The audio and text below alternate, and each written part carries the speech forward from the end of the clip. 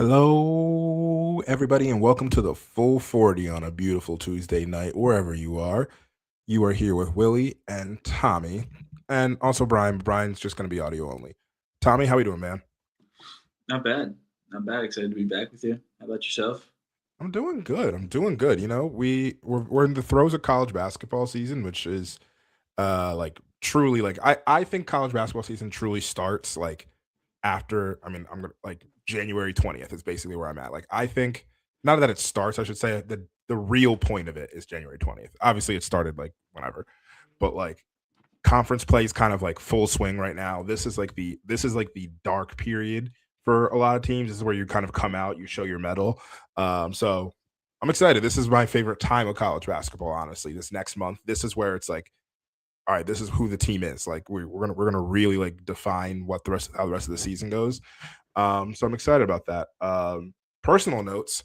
I went with a friend of the pod, Blue Demon Degen. So you guys know I'm out in San Diego, so we did a little double header on Saturday.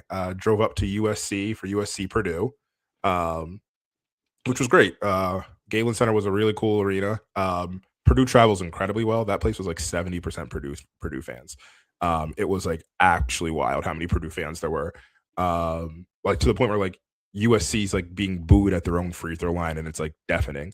Um, I wouldn't say it was sold out, but it was pretty big. And then we kind of pivoted, and we're like, well, why don't we hit up Loyola Marymount? So we went out to Loyola Marymount and saw Portland play them. So nice little weekend doubleheader of college basketball on the West Coast. I like that. I like that. As I get older, I think college basketball season fully kicks into gear when football season ends. At least for me. I don't know. Yeah. If that's a shared feeling amongst other college basketball fans. But now that the Eagles season's over, we turn our full attention over to college basketball. Not that we weren't watching all the games before, because we Yeah. definitely were, but we can really dig into it a little bit here. What's college basketball like on the West Coast? Because you've watched it on both coasts. What's it like over there as compared to over here? It's kind of interesting. Yeah, so I mean, being in the San Diego area, I've gone to games at San Diego State, UCSD, San Diego, USC, UCLA, Loyola. Um, I think that's all the ones I've hit on the West Coast. So it's like a lot of Southern California basketball, which is like super interesting because there's a basketball culture like coming out of LA. San Diego doesn't have like that much of a basketball culture, frankly. Like it's not like that big of a basketball place. Um, it's not as fervent, I would say, as like you get like in the Northeast where it's like small gyms are packed every single day. Like Loyola, it was but because it's like it's Loyola Marymount, it's LA on a Saturday night. Like, yeah, there's gonna be 1,000 people here. Like it makes sense that there's gonna be 1,000 people here. Shout out to the people, the ticketing office of Loyola. We went to buy a ticket and it was for the upper level. And we are like, yeah, it's fine, the upper level. And we get to the upper level and it's just like three bleachers. We were like, okay, wait, no, we don't want to do that. And so we went back and they're like, can we like just we'll pay for the upgrade? We'll just like, can we get like the lower level? Because it was two prices. It was upper level price, lower level price. That's what it was. There was no other difference in the pricing. And they're like, here you go. And he just kind of comped to us, which I thought was great. And so we just got like lower level seating. Once again, we're talking about like a difference of $10 in price. It wasn't like anything special, but yeah, the it's like a little less like fervent, I would say, like especially at like the small majors, where like Northeast small majors like are still like low to mid majors are like still like really rallying behind it. Like California basketball, like low major, if you're not like really that good, no one's paying attention. But that being said, like San Diego State, which is obviously mid major, but like basically a high major functionally. That gets like they get really after it there. That's been San Diego State's been the venue Viejas Arenas is really cool. I know New Mexico gets the thing of being called the pit because it's like in the ground. San Diego State is similar. It's not in the ground in the same way, but like you walk in at the top level of the concourse and then you go straight down. Um, and they're really good fans there. So San Diego State's really good. And then like USC, UCLA, I would say they're just kind of like it's West Coast basketball. It was LA. It was it was a LA afternoon at 4 p.m. Like, yeah, they're gonna be doing other stuff. Yeah. Is it true what they say about the Does that triculate? Triculate. That's not a word. Does that trickle into college basketball where they show up at tip or like half an hour after the game starts, like it doesn't? But like Dodgers fans, it's empty at the first pitch I point. would say with college basketball, it's not as much that bad. I would say like most of the like Viejas is like full at tip, like they're raring and ready to go. So I would say not as much. But you do get a lot of like the all right, peace, I'm leaving. Like whichever, what happens everywhere. That happens on the East Coast too. Everywhere. Yeah. That I think we probably did that versus St. John's, realistically. um, which kind of gets to our next stuff. The last episode we had was with Chris, and we talked a little bit about our next like tranche of games, what the team needs to do. We were 12-2 at the point. We had just come off the win versus Butler, um, and we've gone 2-2 over the last 4 games. In the scheme of the larger season, it probably won't be too big of a deal. But within these last 4 games, we've seen some cracks in the armor that I'll put it like that. Of okay, well, none of these have been really like the dominant performance we'd hoped for. So, for reminder, we lost to Creighton 76-72, which is probably our most disappointing loss of this time period. Um, Marquette, we escaped 76-73. Um, Providence handled business. We won 88-82. We were kind of like the whole game up by like either 15 or 6. So it was kind of a game I think we actually led maybe wire to wire. No, not fully wire to wire, but like it was there for us for the most part. And then it just kind of like and it just kind of like stayed in that 6 to 8 point range. And then we had the game versus St. John's. St. John's, we saw like at least my takeaway, and I'll kind of give my takeaway from these last 4 games. I think coming out of the Butler game, we thought, okay, we might be the number 2 team in the Big East. And since that time period, St. John's has kind of course corrected. They've gotten better again since that over the last 4 games, and even like prior to that. St. John's has course corrected. We've taken a little bit of a step back. Still probably top 3 or 4. Still, as of right now, squarely a tournament team. That's not a question. But it's just like the ceiling of the team that we're like, oh, okay, maybe we thought there's a chance we like mess around and end up as a 5 seed. Like that was like the highest level here. Now we're like, okay, that's probably not the case here. And St. John's kind of reasserted themselves on the road as no, we're still number 2. And obviously they probably think they're number 1. Here as well. So there's a lot of stuff to take away. I think for myself, the Creighton game was kind of the bigger wake up call of just like, okay, we talked about it in the last pod, protecting home court as number 1. And you want to talk about narratives across the season. We've like we've lost in a way. We lost over neutral, but we've lost twice at home. And obviously one was in Wells Fargo or Xfinity Center or whatever. And then also at the Pavilion. So, Tommy, kind of want to get your thoughts on the last kind of set of games here. Yeah, I'll start with the things that I'm more upset about. One of the glaring weaknesses for this team going into the season, I think, was toughness, and I think that's been on display a little bit, especially in that St. John's game. Mm-hmm. If you look back when we first kicked off Big East play, Najee Hines did not play for Seton Hall against Villanova. He's aptly named Baby Shaq. He is he's earned all of that nickname. But Stephon Payne held him to 3 points, 8 rebounds. I was really for as good as Duke Brennan is, and I could wax poetic about Duke Brennan for hours on this podcast. But one thing that he's not is he's not a bruiser. He's not a thumper down in the paint. Yeah. And St. John's, they got some nasty dudes down there. Zuby is he is yeah. He just operates at a different talk about he's not even a bruiser. He just beats you. Yeah, it's ethical hoops, but it's just yeah. Man, he'll take you down. But yeah, that St. John's game, I think the lack of toughness from this team, especially in the paint, was on full display. We're gonna get to portal wish list later in the year, but next year I would like to see them. Um, I mean, we don't know what we have in Nico on okay on the bench. Yeah. We don't know what he can be, what he's developing on the bench. But I like to see them bring in some toughness because that's what's gonna hurt them in the early stretch. These next few games coming up, especially. Yeah. No, I completely agree.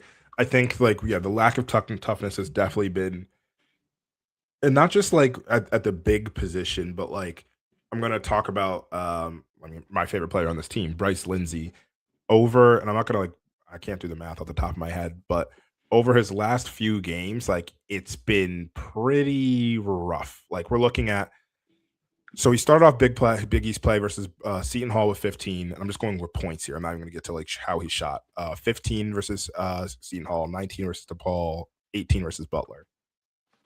Creighton, we had 4, Marquette 9, Providence 9, St. John's 11, but I believe he was blanked at halftime and then like ripped off 11 in the second half, or maybe he had like 2.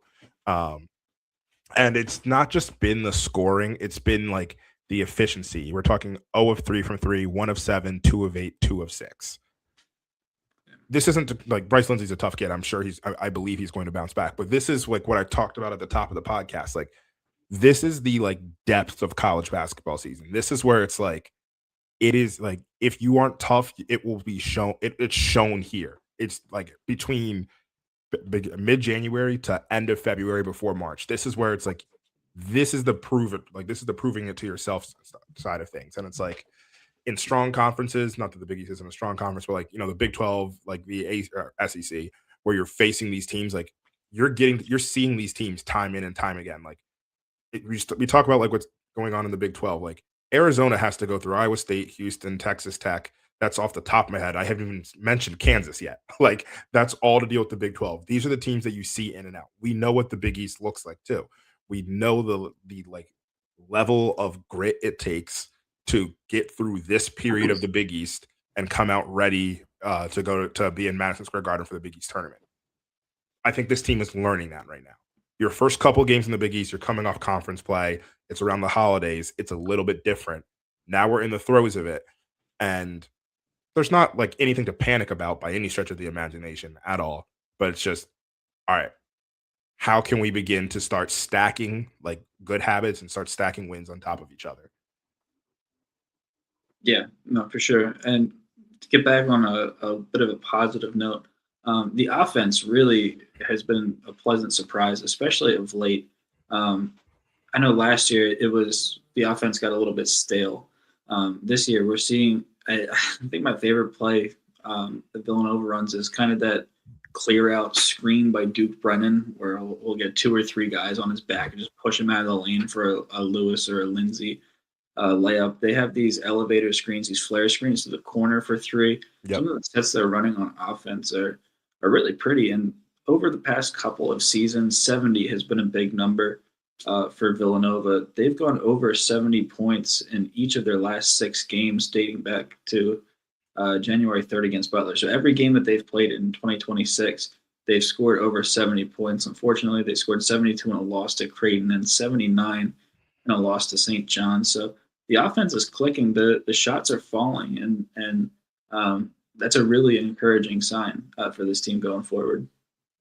Yeah, it's actually funny you mentioned that. Like to your point, from an adjusted efficiency section, like this last stretch of games is realistically our strongest stretch of like 4 since like early non-conference. Like I'm looking at like Old Dominion, Temple, Penn. So like we are playing better offensively. Defensively, it's hit or miss. I don't think we're a bad defensive team. I just don't think we're an impactful defensive team, I think is the way I'll put it. Like I don't Right. we're not going to shut anybody down defensively. A good offense is probably going to light us up. A bad offense might have their day against us, and a good offense might kind of be like, "Oh, we can't really get anything today." But that's kind of my big worry about this. Not even worry, just kind of like a thing to like call out is just like, yeah, this isn't going to be a top-notch defensive team. We don't like a Caden Lewis has quick hands, 100%. Besides that, we're either slower footed or um small, frankly, across most other teams. Yeah. Like Lewis, quick hands is on the smaller side. Lindsey, small. Perkins, like strong but small, and like not slow but slower footed to guard versus some other guards. Brennan, love him. Defense isn't why he's here. Like and it's not that he doesn't try. He gives effort on the defensive end, but like we're gonna see this happen on Saturday, or yeah, on Saturday. Like Hurley's going to bring him up to the level and put him in every ball screen time and time again. And like this is going to be and we'll talk more about this like versus like when we get into like the game previews, but like this is going to be huge for us in that game. Is like how Duke Brennan handles when teams start to call him out. One thing that I'm kind of noticing, and I don't know, I haven't heard anything to say otherwise, is I believe I'm still trying to figure out like what the Zion Stanford Yeah. role is. Over the last few games, like it's been I can't get a sense of what's going on with him. He played versus Creighton, played 5 minutes. Oh, this is an interesting trend. Hold on. He played versus Creighton, played 5 minutes. Didn't play versus Marquette. Didn't play versus Providence. Played 5 minutes or 6 minutes versus St. John's. I just don't know if he's hurt. I don't know if he hasn't been performing to the level that like Willard's expecting. So we've been like benching him. It's been very, very interesting. I think we need an extra body. We just need an extra body. So even if he's giving 5 to 7 minutes, I'd like to see that a little bit more. But yeah, I'm a little confused on what we're doing with Stanford. Oh, go ahead. No, I was just gonna say, yeah, it's been weird. It feels like they put him in the game, and I think he got to a bucket against St. John's, or maybe it was Creighton, where he pulled up right in front of the free throw line and had a nice little contested midi. But yeah, it's been weird, and the absence of Tafari Gapare, of Yep. Chris Jeffrey, who we've really been missing. Talk Yeah. about toughness. Chris Jeffrey, I think, really could add that, and I don't know what the injury update is with his knee, but I'm hoping that he can get back at some point this season because he's a bruiser, um, and he can play a lot of different positions. So I Yep. think having him off the bench would be huge for both sides of the ball in this team. But yeah, the Zion Stanford situation has been weird. It went back to the Penn game in the Big Five tournament. I think you mentioned, right? Yep. That was his first absence where he was healthy and not playing. It feels like they'll put him in the game for a couple minutes and Willard waits for him to mess up and then he's done for the Yep. day. Like, and I know that's not what's happening. Yeah. That's what it feels like. And I don't know.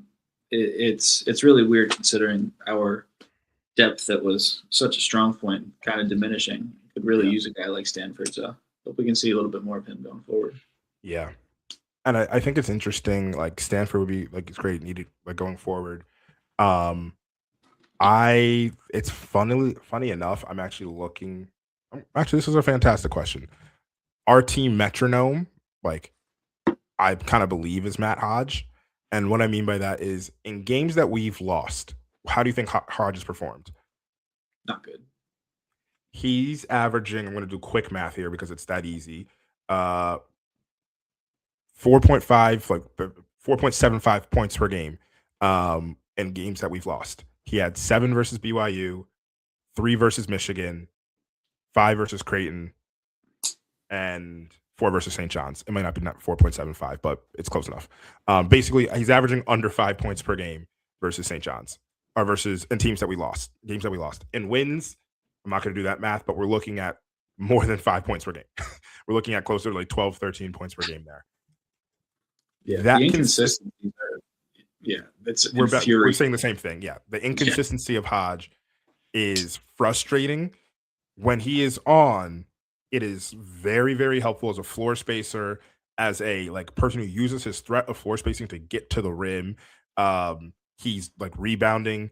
I actually think I'm going to look at this up statistically, but in my head, he's probably our best shot blocker in terms of pure like actual like numbers. and just impact because he has the size and also has more athleticism. I'm gonna actually triple check that just to like look at the numbers there. But maybe Pierce is there. Oh, yeah, Pierce is the one who has the highest. But of like main Yes. minute players, he has the highest block percentage. Yeah, because he is athletic and he uses that and he gets in the mix. That's not to say he's not. He hasn't been. He's like completely worthless when he's not on. Like that's not at all what we're saying here. But he gives high effort. Um, it's just like that shot needs to be on, and I think it all starts from the shot. And what I'd love to see is when the shot's not on, I think he needs to recognize it a smidge earlier because we get the situation where he bricks 3 or 4 in a row, and it'll kind of kill any momentum that we potentially have there. Yeah, I couldn't agree more. Um, I think going forward, if he could, what was he against Marquette? I think he came out, he made four of his first four, or five of his first five threes, something like that. Yeah. And he, like you said, I like your nickname, Matt Metronome Hodge. I like that. Um, but yeah, like the Butler game early on, like the first 3 or 4 minutes of the game, watching him, I texted one of my buddies and I was like, here we go. This is another one of these Matt Hodge games. And I don't think he missed a shot the rest of the game, to be honest with you. So I think if he could turn one of those games where he's like 2 for 11, 0 for 9 from three, connect on 2 or 3 of those Yeah. moving forward would be huge for this team. Because, like you said, going off you a little bit, it just kills all momentum when, I mean, they're getting him open. Yeah. And it's not just Hodge. I mean, this team as a whole misses a lot of wide open shots, and they make a lot of shots that they shouldn't. But yeah, him being consistent moving forward would be massive for this Yep. program. Absolutely. And then the other thing I want to hit before we start talking about like previews and things like that is we talked about like needing to see more from Malachi Palmer. We're beginning to start to see that to happen. It's been 2 games, but like we're beginning to start to see that to happen. He's played 24 minutes the last 2 games each. And it might just be and like he had 6 versus St. John's, but like he was out there, he was on the glass.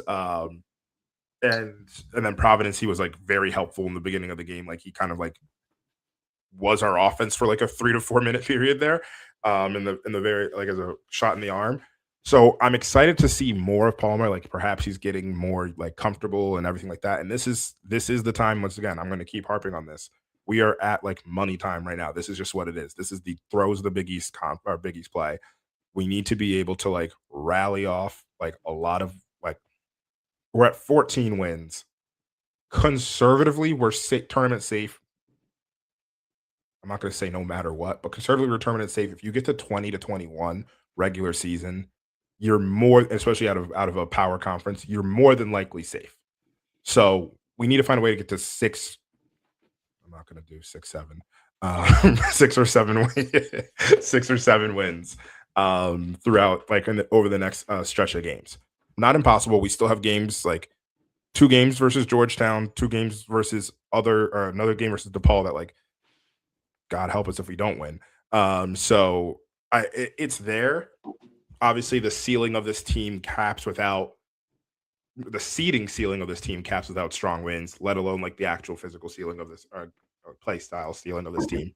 Um, I'm hopeful for like just like I'm hoping the best for like I don't think this is like a bad team. I think they're actually pretty good. We had this conversation before we move on to kind of the previews, but we had this conversation in the group chat. But like you've alluded to this, what's been your favorite thing that like Willard has shown as a coach? Because we talked about it in the group chat, we talked about it a little bit in the pod, like our last episode. But like, what has Willard done this season that you've really, really begun like that you've liked? I'm kind of throwing that in here because it just came to my head. Yeah, no. I like the offensive sets. I think when a casual fan, when I'm watching the game with my buddies out and about or with family, and they point out like, man, they how do you get that open? Like if they can see it on TV, like it's really special to see some of the sets that they're running Yep. on offense this year. It's nice to see timeouts that are called appropriately. It's nice to see um, when there's a need to press on the defensive end, the pressure and the intensity is turned up. I think understands that, and he's been coaching for nearly 20 years, Yeah. so he's been around the game. He has a great feel for the game, as a veteran coach would. But I'd say just his general feel of the game. His Rothsteinism is more adjustments than a chiropractor. I think that's a bailout answer, but it's true. I mean, this team, not of late, but in the beginning of the season, coming out of halftime, they were a different group. They were a special group. So I like the way that they close out halves. I like the way that they close out games. And if something's not working, he'll be quick to kind of pull the plug on that. Yeah, 100%. I mean, mine kind of piggybacks off what you were saying. That I mean, for me, it's a lot of like the sets he uses to get Bryce Lindsey open is just like it's basketball poetry, and you see that, and I'm like, okay, this is fun. Like Willard can tinker with some stuff, and like as we grow and develop these players, I mean, Willard, I think there was a quote about Willard talking about like growing and developing the players, which I love to hear because like it's good to hear that that's part of the plan. That the plan isn't just okay, we're going to hit the portal every year and like go and reload and whatever. I think I just saw actually we just gave an offer to Jaden 2020 Jenkins. yeah, Jaden Jenkins, the 2027 kid out of Archbishop Wood. So there is that vision to like, all right, we're also going to supplement this with like high school recruits because like I think Hodge would have been our last high school recruit, right? Am I missing someone? We haven't who? Like technically a Caden. I guess technically a Caden, yeah. But because we got him off of like, yeah, Kentucky. I guess technically, yeah. But it's like we haven't been super involved in the recruiting process. What's felt for like 2 to 3 cycles at this stage of us like not being like super involved. So it's good to see like that development plan is there. And then the other thing that we did at the end of the Providence game, and I think we also did at Marquette, the fast change inbounds, like inbounding, like the football style, like everybody lines up, you do that. Yes. I love those. Me too. It's just like because even at the end of it, it just gives the defense something else to think about and process, which gives somebody a split second to get open, and that's all that it is on an inbounds. give them 100%. give them something else to think about, so somebody else can get open, and like you can begin the process there. So Or they those have toss been the ball to the different inbounder and then the quick pass right back to the original inbounder and then getting it up. Oh my gosh. Been craving those. Getting back to Jay, we've been craving those. That's cool to see us doing that now. Yeah, and it's like it's not. I mean, I shouldn't say it's not hard. It's not a hard concept to think of. Like, okay, like just find a way to get somebody open. Also, just as an aside, I think I've said this on the podcast before. This has nothing to do with Villanova, really. I cannot stand. Speaking of like late game situations, the half court pass, the full court pass to somebody to try to catch the ball to turn and shoot. I hate that so many times. It worked out for Kentucky recently again. But I guess Kentucky has a way about it. But I just think about that every time I think about those inbounds passes. I think of the full court pass or like the 3/4 court pass. I can't stand it because at the end of the day, I'm like, the goal is to get a shot up. Like when you're doing that, you're just trying to get a shot up. You don't get a shot up in that way. Get it to a person in half court and hope for the best. They take a half court shot. I don't know why that was on top of my mind, but it hit me there. I was watching a game the other day. Virginia Tech was playing somebody, and they threw one of those 3/4 court passes, and Villanova pulled this off probably 5-6 years ago, where they got it to a guy at the half court, and they quick dished it to the wing for 3. And I think those are awesome. Like that's beautiful, and it works like every time if you get a clean catch off the original one. But it what was it saying? Like 40% of the time, it works every time. Yep. A clean catch is not front. Yeah. All right, so let's transition and let's talk about our upcoming games. So we're gonna start off with tomorrow. We play the Georgetown Hoyas on George Raveling night. I think that's presented by Nike. So we'll see how the pregame and all that different stuff is done for George Raveling. But the thing I really want to talk about here is when you have the opportunity to play a team that it's like super interesting. They're 1-6. in the Big East play. They've lost 5 straight. They just almost beat Connecticut, like lost by 2, lost in overtime to Creighton. They've been losing close. So you would think they're due for one. But then also their coach, he's not wrong when he says there are other things to bet life I like to think about in basketball. He's 100% correct. That's like a really, really good thing to tell a middle school basketball team.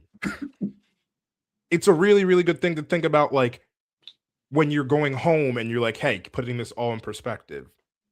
When you're at a press conference after just losing a game and you're being paid nearly $10 million to do this job, be like, you know what? They're developing as people. I'm proud of them. So I'm just sitting here like, what's Georgetown's plan? What's their direction? Is it just like good job, good effort? We want to get out here. But give me your thoughts on the Hoyas right now. Oh man. It feels like in the beginning of the year with Georgetown, there was so much hype surrounding this team, and a lot Because of that they was have names on their team this year. absolutely year in and year out. Yep. Malik Mack's been on the roster for a little bit. Yep. I feel like he's got worse in a way. Yep. KJ Lewis in the beginning of the year, there Mhm. was legitimate talks for KJ Lewis to be the Big East Player of the Year back in November, like around Feast Week. They had a 10-point win over Maryland, which really isn't aging well, but No. they beat Clemson at home by 5. That's a fine win. Yep. And KJ Lewis was playing outstanding once he was out of the shadow of Caleb Love over at Arizona. So, this team has some guys, and going into this season, this is what Ed Cooley promised. He promised his first couple of years it wasn't going to be pretty.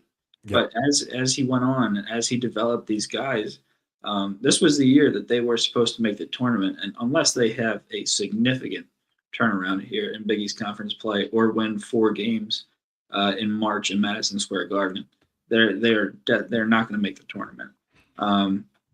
I am worried a little bit about their due comment. They are winning close. It's had a 2-point loss to Connecticut, 3-point loss in overtime to Creighton. They lost a pillow fight to DePaul where neither team scored 60 points. So I don't know. They play up to their opponents. They play down to their opponents. But man, this Georgetown team just is not playing well right now. Their coach is saying anything. He's hitting people with water bottles. It's not good in the nation's capital. He's hitting children with water bottles. Come on. Yes. Also, I know you're from there. That the water was so Delco, man.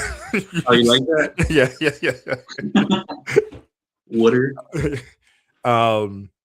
Yeah. I mean, I just like one, he's hitting children, but 2, it's like from a raw number standpoint, there are 5 Georgetown players averaging double figures. Now, one is Vincent Iwuchukwu, who's only played 8 games, but like KJ Lewis, as you mentioned, has been fantastic. Or not fantastic, but it's been like he was. Malik Mack is a strong name. He isn't shooting well at all. He's shooting kind of god awful.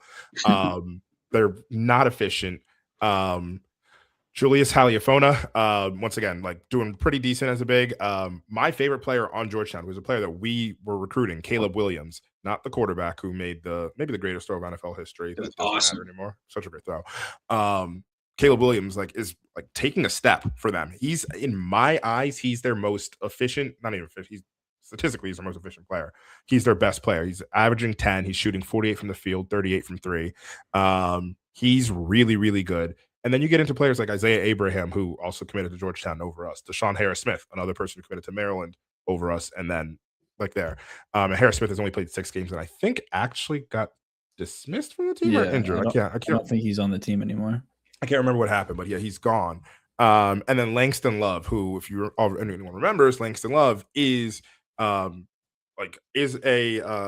a Villanova target out of way back in the day. Went to Baylor, ended up committing to Baylor, and was at Baylor for a few years, and now is just kind of toiling at the end of the bench at Georgetown. There are names here. It just really isn't working overall. They've lost all these games, but once again, they might be due. So it's one of those things, and this is the classic, just mean, I'm not even gonna say don't play with your food because like there's talent here, but like this is a must win game or not. Sorry, a can't lose game because like this is the type of stuff like this is the loss that's on your resume, and it's like okay, well, what the hell's that? Like everything else we've been able to like all right, like losing to Creighton at home, that's the loss that shouldn't happen, but it's like okay, it happened. That's you move on. This is one of those ones losing to Georgetown at home can't happen. DePaul at home like can't happen. Um, I don't know what direction this team goes overall. Um, if I'm Georgetown, like they could rally and all of a sudden I'm like, all right, they're fine. Like, and they're starting to play, and like I highly doubt they make the tournament, but like they like finish winning, you know, 9 of their last 15. And it's like, oh, they actually kind of finished on a pretty decent stretch. Or they like the wheels could fall off. So I think we're at that weird kind of precipice moment for them, where like the wheels are falling off. This is probably the moment that like if they're gonna get put back on, they get put back on now. We just can't be that team to let them do that. It's just that simple. Yeah, no, certainly not. Villanova opened up as 9.5-point favorites an hour ago. Okay. Sorry. Okay. The dog just burst in the room. Yeah, they opened up as 9.5-point favorites about an hour ago. But this Georgetown team, you mentioned they're not shooting the ball well at all. They're 289th in the country in 3-point percentage. They shoot threes at 31.4% clip. Yep. Yeah, this team is going to need a lot of help. KenPom has this as a 13-point win for for Villanova at home against Georgetown. That's aggressive. I don't know if I feel that good about this. I don't know. I mean, the only thing we've given Georgetown is that they're due on the pros list of things, and that they have names. I don't know. Yeah. I'm not too big on this Georgetown roster construction, and I'm not too big on the vibe around the team right now. It just feels stinky right now. It's definitely a stinky vibe. 100% a stinky vibe. Yeah, I mean, you're right. I'm like looking, and I was like when I was doing some pre-work for this, I was like, is there anything that Georgetown is doing like well? They're not turning the ball over. That's one. They're not turning the ball over, so that's a good thing. And they actually do a pretty decent job of getting the free throw line overall. That kind of is about it. Their shooting is just awful. It's just like really inefficient basketball there. So I don't know. We're gonna see how they handle there, but we can put this squarely in the do not lose column. And then we have the just kind of like I don't even know what I want to call it. The like if we win our ceiling raises or our seeding ceiling wins game versus Connecticut. So Connecticut on the road. I don't know if it's at Gamble or Excel. This game is at I would assume Excel on a weekend. People's Bank Arena. Yeah, Excel. That's probably Excel. I'm not calling it by that name. And it's so yeah, the Dunk too. Or yeah, the Civic Center. It's Dunk Civic Center. Keep it. I'm never like they're gonna try to change the name of the Pru at some point, and I'm just if it hasn't happened and I haven't missed it, and I'm not gonna do it. Like once again, I'm just not gonna do that. It's still the Wells Fargo Center. So Always. we have Connecticut. So Connecticut, spoiler alert, is really, really good again. I think like anybody who like last year's Connecticut team, I was kind of like, this isn't a title winning team. It's just not going to, this isn't that team. This team is a title winning team, caliber team again. Caravan is having a fantastic season, which Tommy, we still have the chip bet on the table.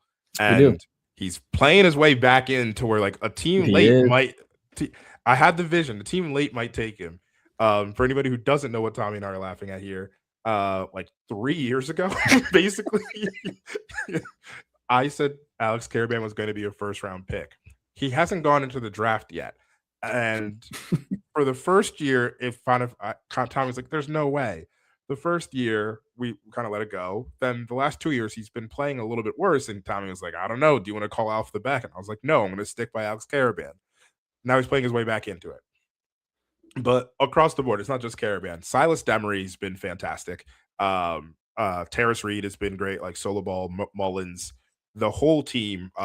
I would say Ross and Stewart have been like not underwhelming to me, but like not the huge impact I was like thought they were going to be. But the point of this is this team is just like full of talent again, and we know how much of a mad scientist Hurley is. What do you say? Like, what do you think what is our best kind of path forward here to giving Connecticut like one of the losses that they're gonna have? Because they're favored in every game for the rest of the season Yeah. until the tournament. They could run the table, like it's not out of the realm of possibility, but it's the Big East, and somebody might like get them. They once again just beat Georgetown by 2. So like it's not impossible. They're not infallible. How do we take them down here? That Georgetown game was crazy. I couldn't believe that they kept it within 2. I was hammering UConn live spread like all game, and they just never pulled away, which was crazy.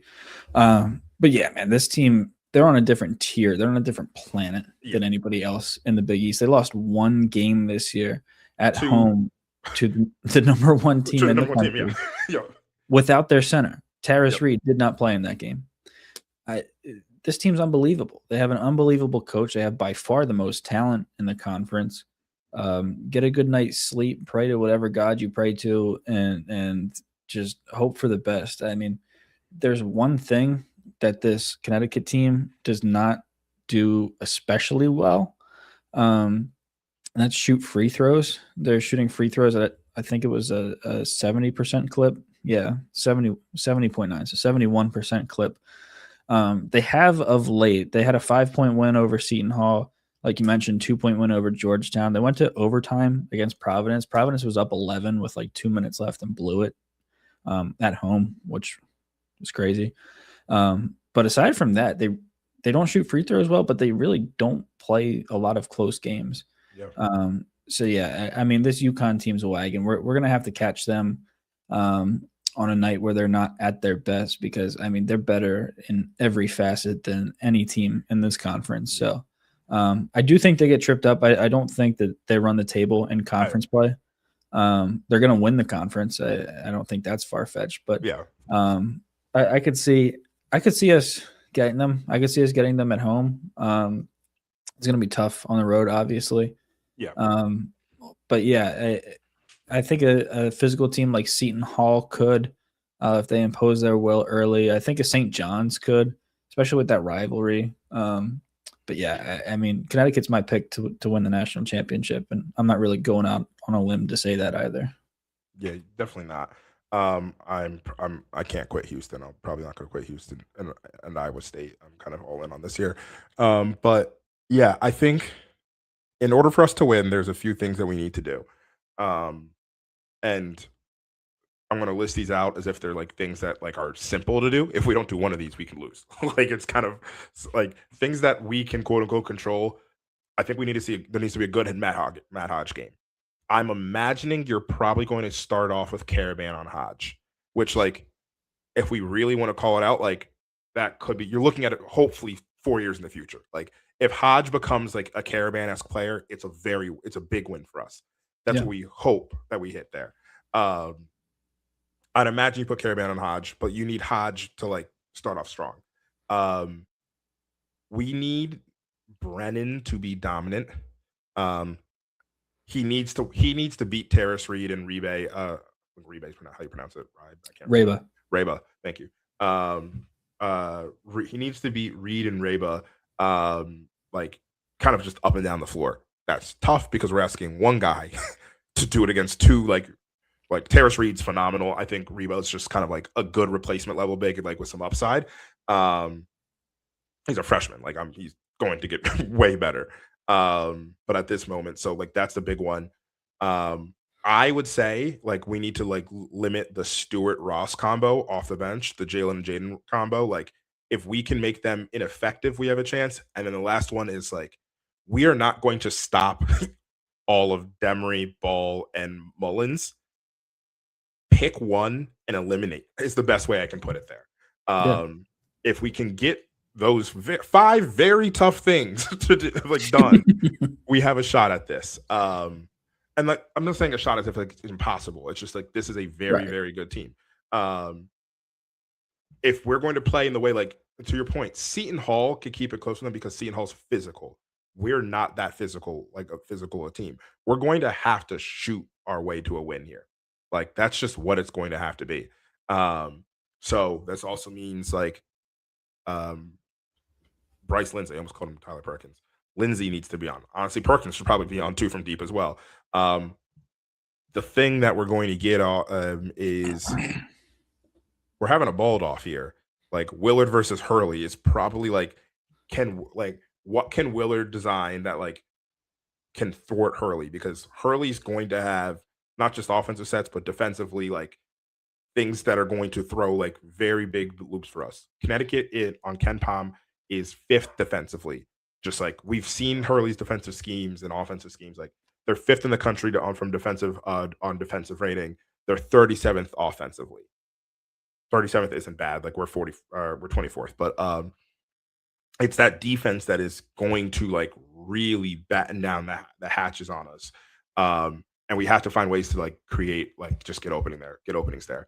I think Silas Demery is my favorite player in the Big East besides Lindsay. Like I really really like him. So like we have to like find a way to just, like if we're going to do it, it's going to take those 5 or 6 things. To your point, on the road, this might be a little bit much of a tall ask, but that's how we do it. And if we can get this win on the road, like this changes the outlook of our ceiling of the team completely. Because then you have the win that would like you have the one win with like decent other wins that gives you like, hey, maybe Villanova should be a protected seed, or if that's what if things really go well, or okay, if Villanova's top 5. The easiest way to put it is like we win this one, there's a stronger chance we're playing in Philadelphia in an opening round, as compared to, or yeah, in the opening rounds, as compared to being sent out west. I mean, actually, if they're sent out west to San Diego, I would not mind that. So, guys, maybe come out here. But yeah, that's where we're at with the Connecticut game. I'm not going to take predictions for this, but like we just know what we need to do. I'm excited. This is like what Big East play is about. These games. It's a Saturday. I don't know when tip is. I never know when tip is for any game. But since I moved to the West Coast, tip is just like the game's on. Oh crap! And then I scramble to go watch it. So I forget when the tip is, but this is just like one of those like very key games and a huge opportunity for us. And then downstream after that, you have Providence at home, Seton Hall at home, Georgetown, Marquette. We can lose all these, but like those, like hopefully we get these 4 wins. Those become 4 wins there. So that's kind of like a peek ahead of what we have. One thing I will call out once again is we've played better on the road overall. I don't have full road home stat breakdowns, but we've seen it happen. Besides like Michigan, but once again, that's another machine. But that's actually what we're running into. We're running into a Michigan level machine. Like so, we beat Wisconsin, who beat Michigan. So we conversely, can beat the UConn level teams. We just need to put it all together for 40 minutes of Villanova basketball. Play the full 40, as they say. He said Leo meme. Yeah, it's a 12:30 tip, which I thought was interesting. Interesting. Yeah. Yeah, that's 12:30 tip. Yeah, 9:30. I'm missing the beginning of that game. I'm telling you right now. Yeah, it'll give the students less time to get really amped up as well, which I guess would be a good thing. Just rolling out of bed. Yeah, I mean, UConn's obviously amazing. I don't want to talk about them like they're 1985 Georgetown. Yeah, they're not. Yeah, but as of right now, they're not. Yeah, right. They're a beatable team. Yeah. They have been beaten. But yeah, I think we're gonna know very early in this game how the rest of the game is gonna go.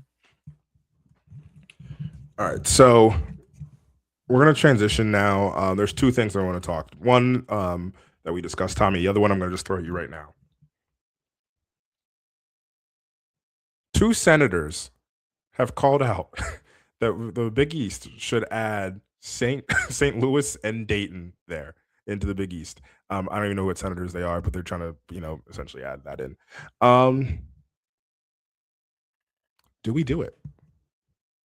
What are the teams? It's St. Louis and Dayton that they're essentially being like they're basically kind of and I'll pull up I can share this later, but essentially two senators are introducing legislation or something or proposal to vow to essentially pull in St. Louis and Dayton.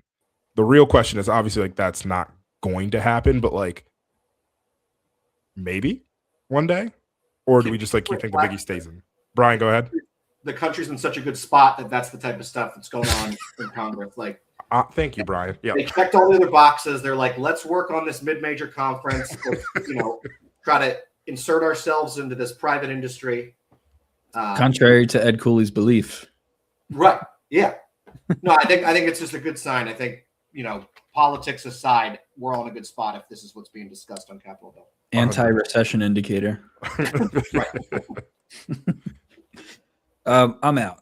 I'll start with that. I'm out on St. Louis and I'm out on Dayton coming into the Big East. I think if you want people to care about Big East basketball, you got to go with the brands. And I know that that's not going to be popular right now because they're playing horribly and their coaches chasing referees up the tunnel. But I think if you could get a Notre Dame back in the Big East or a Syracuse, UConn went to the AAC and screwed off for like 8 years or whatever that was. And then they come back to the Big East. They won a natty in there. I give Kevin Ollie his flowers, but they've been significantly better since they've came back to the Big East.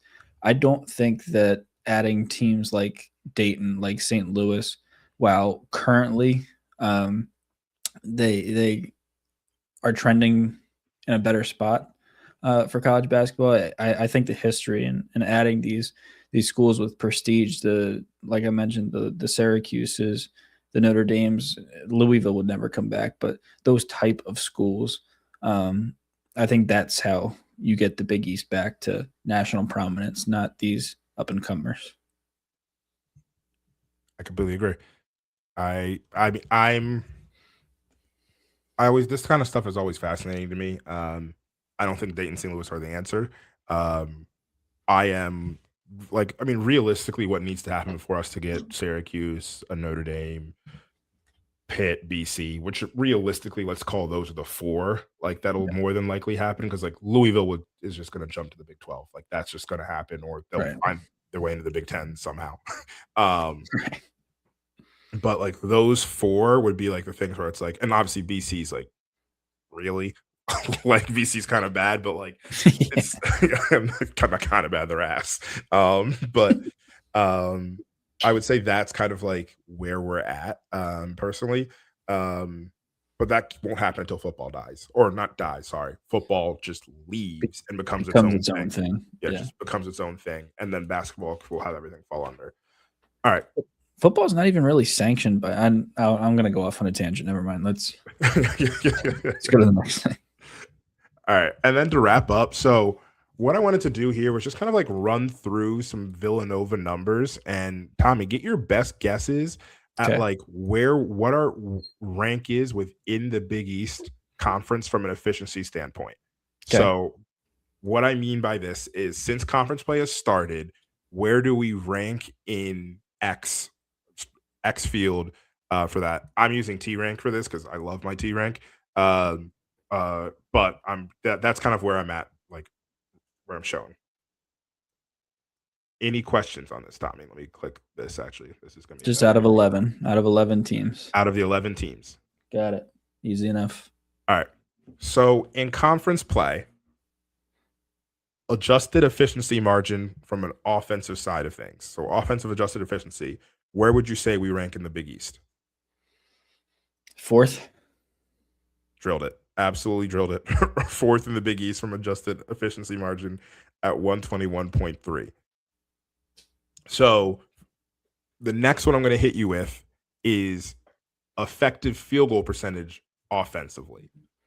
So for anyone who doesn't know what effective field goal percentage is, I'm going to butcher it, but essentially it is taking your field goal percentage and the point that 3-point field goal percentages are worth more. So like you take your field goal plus your 0.5 of 3-point percentage and then you do that over field goal attempts. Essentially, it's a way to take into account like a 3-pointer is worth more than a 2-pointer in terms of field goal percentage. So effective field goal percentage. I don't know if I want to go with 1. I don't know. Creighton might be up there. I'll go 2. Tommy, do you have this up? Because they are 2. I do not have this up. Yeah. I was like, do you have this up? Because we are 2. Is Creighton 1? Creighton is 1 in effective. Yeah, that's where I'm like, okay, this is Rob. It's almost like I got a Big East podcast on the side. Follow Road to the Garden. All right, I'm gonna see if I can trick you here. Okay.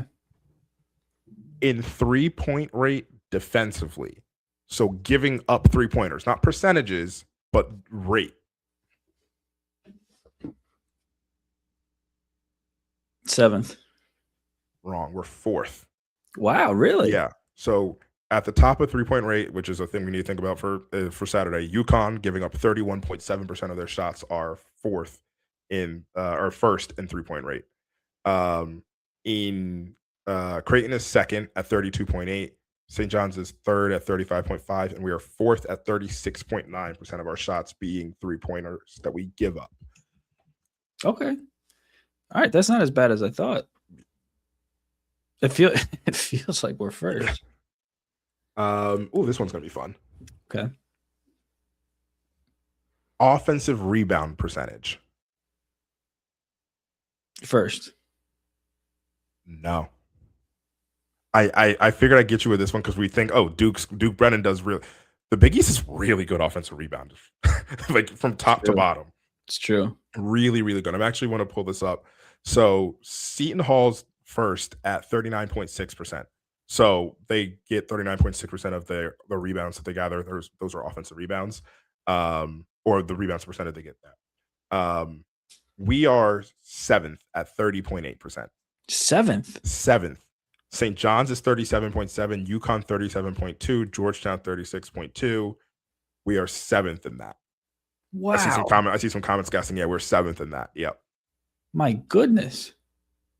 So I think we like all thought like Duke Brennan's like that great. Now I actually kind of want to switch this for a second to a national view. Before I get to my last thing, because I'm kind of curious nationally where we stand for offensive rebound percentage, and if the Big East is just that good across the board, or if we're just if it's like missing something. Okay, the Big East is kind of just that good across the board. Seton Hall is, where are they? Or sorry, St. John's is 13th. Seton Hall is. What's up with this list? T-Rank, you're bothering me. But nationally, we've kind of fall like in the middle of from offensive rating percentage. Actually, we're not even that high. Nationally, we are. Wow, that shocks me. Oh, here we are. Nationally, we're 46th. Am I looking at the right thing? Yeah, nationally, we're 46th. Okay. Wow. Good for the Big East. I know what I did. I was sorting it by non-conference. I included everything. That was my thing.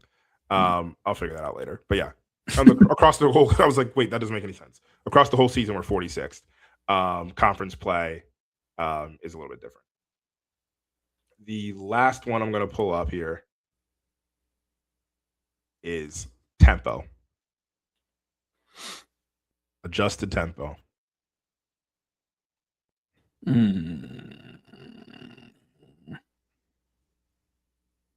9. 9. I just was looking at this. I'm going to triple check. We are in adjusted tempo rate. We are 11th. Really? We are the slowest team in the Big East. Wow. I would have thought Georgetown plays really slow too. Seton Hall plays slow. Yeah. And conference play, it is your Villanova Wildcats. Yep. 11th in adjusted tempo at 65.6. Georgetown is 65.7. And then Seton Hall at 66.2. But we are the slowest tempo team in the Big East. Sure enough. I'm still tripped up about the offensive rebounding, man. I thought we were way up there, but that's just in conference play. Just in conference. When I remove conference play, I'll remove conference play and give you this. Hold on. I know we were up there to begin with because Duke Brennan he was like leading the country in rebounding Yeah. at one point, wasn't he? Yeah. Yeah. That'll happen when you play the Yeah. Villanova Classic against Queens and Manhattan or whoever we played. Sacred Heart. Yeah. All right. Well, so yeah, once again, we are 45th in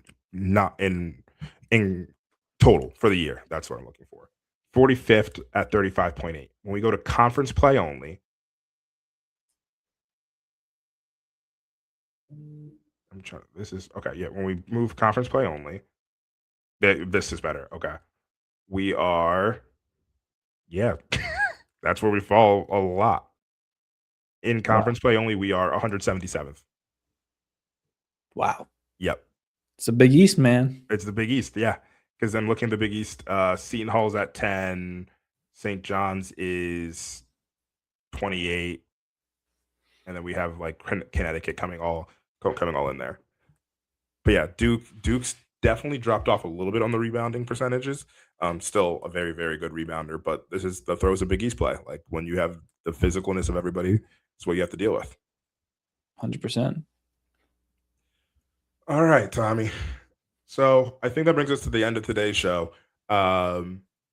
We once again, just as a wrap up, we have Georgetown tomorrow.